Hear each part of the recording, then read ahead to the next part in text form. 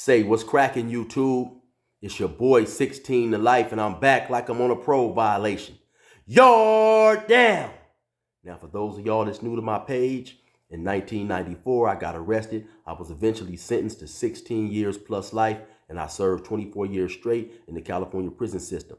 During those times, I accumulated some good stories, and I'm going to share one with y'all today. If you happen to like this video, be sure to hit that like button, subscribe, leave a comment, and most importantly, hit that notification bell. That way, anytime I drop a story, you will be notified ASAP, and you can hop on it whenever you're ready.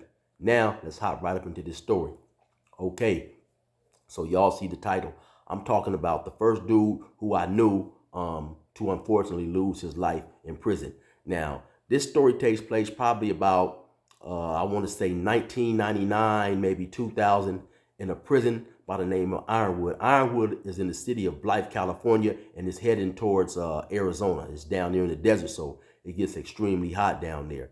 And so I didn't have a real deep relationship with this dude. You know, like I said, California prisons, the races are separated, not segregated, but everybody tends to, mingle and hang with their own people. Especially me, more than most, because a lot of times when you have well, I think the most times when you have racists maybe talking and getting relationships with others is when, they work and stuff. You might be back there behind the gate at a certain job, and, your co-worker is a Hispanic or a white dude. You guys talk or whatever. But me, like I told y'all, if y'all be keeping up with my page, I try to avoid working at all costs. I might have a porter job where I had to clean up the black side of the day room for maybe 15, 20 minutes. Then I'm outside on the basketball court. So, I didn't develop a lot of those relationships with other races strictly because, I tried not to work. But, so like I say, how I did happen to know this white dude. This was a white dude who unfortunately lost his life. And, I'm a little, it kind of saddens me just a tiny bit that I can't even remember this guy's name, but he was a young dude, man, relatively young. I would say maybe 24, 25, if that old. I can't remember exactly how old. And so the way I happened to come about to develop a small relationship with this dude is because he had a job as a porter in the visiting room. So now when you're a porter in the visiting room, your job is basically, to sweep the floors, clean the tables, maybe bring the kids. They had toys if, they had like books and crayons and stuff. If a person on visit had a child and they wanted some crayons, he would go over there and get them or whatever. And then also his job was also to take pictures in out there in the visiting room. Back then, of course, they had a Polaroid camera. So how that would work, if you wanted to visit, you let your people know on the way down, before they came. And once they came through the visiting room, they would purchase a photo ducket. And then anytime throughout the visit, you could just go get at the guy who was taking the camera, who was taking the pictures, and say, hey man, I want a picture. So then he'd come, he'd take your picture. Like I said, they had the Polaroid, so then he'd have to take it back, let it develop, and I believe let the sergeant or somebody out there look over it to make sure that the people taking the picture was in the visiting guidelines. You couldn't be kissing or touching or standing, too close and doing nothing obscene. Then they would bring you the picture. Then he'd bring you the picture, ask you, are you cool with this picture? Would you want another one? You like how it came out? So on and so forth. And so, now Ironwood also was maybe about 2 hours from my house. At that time, it was at that time it was the closest prison that I could, the prison that was closest to my house. And so I intentionally tried to get there to be in close proximity to have visits and stuff.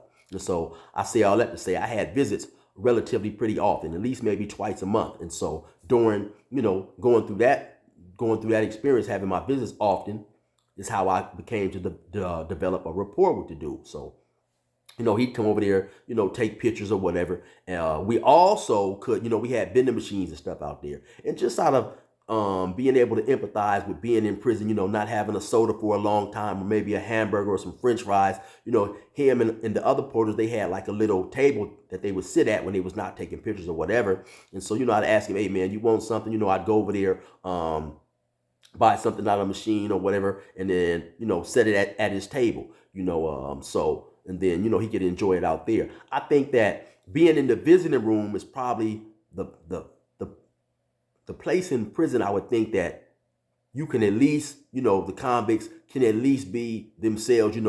You have the least amount of politics going on out there in that visiting room. People ain't really tripping. They out there enjoying their family. Everybody's having a good time and stuff like that. So, I just go over there, set the food at the table, then he go ahead and get it, do his thing. I leave something for him, probably something for the other porters as well, the black porters or whatever. And so, that's how I developed the relationship with him. So, sometimes maybe after the visit or whatever, a day or two later, I might be outside on the yard walking. I'd see him. People like, hey, what's up? How you doing, man? I'm all good. He's like, you going out there this week? I said, hopefully, yeah. And he'd be like, okay, well, I'll see you out there or whatever. And so, we developed just a small relationship like that. And so, now, unfortunately, I guess he had ended up getting into a drug debt, is what one of his partners end up saying later on. And the cold part about that is, I believe he was on S time or just getting ready to go on S time. What S time is what when they unassign you from your job due to the fact that you're getting ready to parole. So I think they put you on S time, maybe like 4 weeks to the house or something like that, man. And so unfortunately though, I guess he had got into a drug debt. He was sitting at the table one night playing cards, and he was stabbed. And so I can't remember. I believe it was at night, but I'm not 100% sure. But I know we was out there on the yard, man, and of course the alarm went off.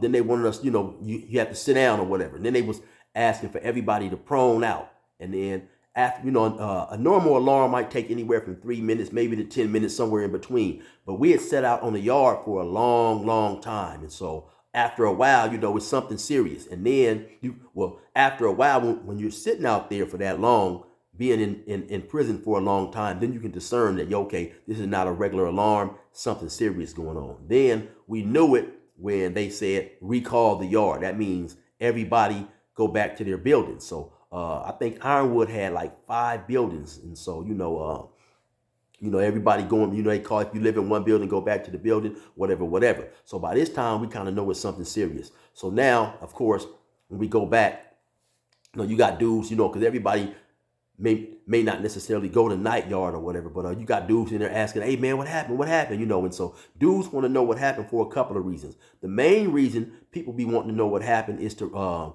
try to find out that whatever happened on the yard, was it a racial thing, so they'll know how to proceed from that point forward. Okay, did my race get into it with another race? So I'll know the next time the doors open, I got to be on point. I might have to come outside with my weapon, whatever. Then sometimes, of course, people are just asking out of natural curiosity and being nosy or whatever.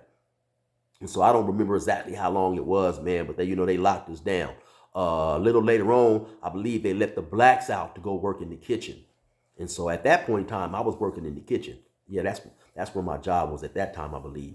And so, eventually they let out, some other people or whatever. And I don't want to get all into, who they said or thought was responsible or whatever like that, because it was a murder, so I don't know how that stuff played out. Though I do remember later on, one of his friends, who was a white dude who happened to be working in the kitchen, he came in there and he was upset. He was talking and stuff about it, saying how, the dude was short, which means close to going home, and how also he was upset that no retribution was taken to avenge this dude's death. He also had spoke about how the dude owed a drug debt, if my memory serves me correct. And the unfortunate thing about it is his family had sent the money, but due to the fact the mail being so slow, like sometimes it might take 3 weeks to get a letter, when really it should only take 2 or 3 days. But for some reason, Ironwood was just like, it was like that. Every now and then, every 4 or 5 months, whatever it was, the mail would just get extremely backed up, And so I don't know if this dude had been in the debt for a long time, and then, he had a certain time to get the bread there. But for whatever reason, if I can remember right, the mail was slow, and then maybe a week or two, maybe after he passed away, the money ended up arriving, if my memory serves me correct. I could be a little off like that. Or this just could be what the white dude in the kitchen was saying, man. But anyway, it was unfortunate that the dude lost his life, man. And I remember going back to the visiting room, you know, having my visit after he had got killed. And I remember telling whoever I was visiting, I can't remember, was like, "Dang, you remember the porter, that dude that used to be out here? He was killed, you know." And to keep it real, it was a little strange not seeing him out there, because it would have been different, I believe, if I hadn't seen him out there knowing that he had went home. But knowing that I wasn't seeing him out there because he was killed, it was like it was different. It was kind of messed up. You know, you gotta have compassion. You know, sometimes, man, and you know, it just like I say, I had a slight rapport with him, so that was kind of messed up.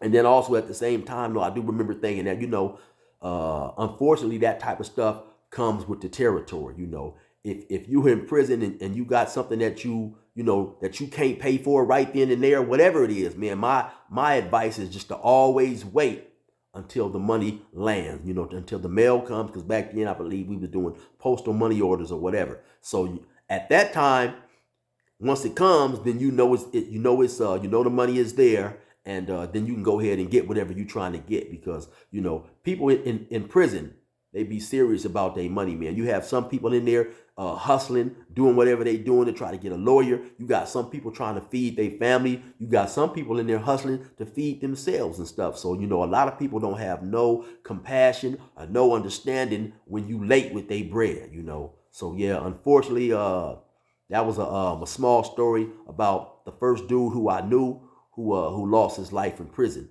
Anyway, y'all already know what it is. It's your boy 16 to life. Before I say resume normal program, I'm gonna definitely be dropping that song soon, man. That the name of that song is Still Stepping. I didn't put it at the start of this video, and I'm gonna be dropping I'm doing a remix, man, to that God Did. I'm telling you, it's fire. You know, I just got a little cold right now, so I'm waiting till everything clear up. Then I'm hopping right up in the studio. Don't trip. You already know what it is. It's your boy 16 to life. Resume normal program.